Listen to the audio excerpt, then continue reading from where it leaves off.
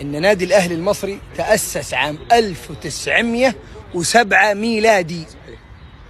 1907. شوف، لذلك سمي نادي القرن. نادي عظيم وكيان كبير جدا والله يا الربع. واللي لفت انتباهي إن النادي رياضي وثقافي واجتماعي.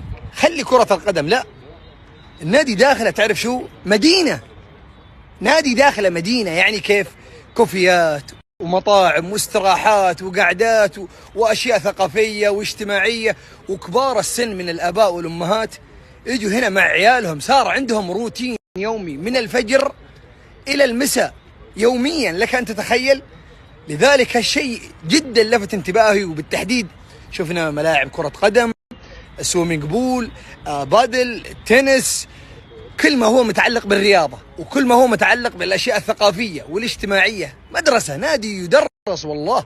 يكفيك أنه اجتماعي، الآباء والأمهات والأبناء أيضا كلهم يجون هذا المكان، فتلاقي الكل متعرف على بعض. أنت شفت نحن يوم وصلنا كيف كأنهم مستقبلينا في بيتهم. أي والله بيتهم، هذا بيتهم ترى. الترحيب والاستقبال، مرحبا بكم في مكانكم بين أهلكم وربعكم وناسكم، فهذا الشيء جميل جدا. وعلى فكرة نادي بيحترم جماهيره، نادي بيحترم رؤسائه اللي مروا على تاريخه، مسوين تمثال. يعني على سبيل المثال شوف هذه اللقطة اللي وراي، هذول الشهداء الله يرحمهم برحمته، شوف حاطين صورهم، لافتة جميلة ستظل ذكراكم في قلوبنا باقية.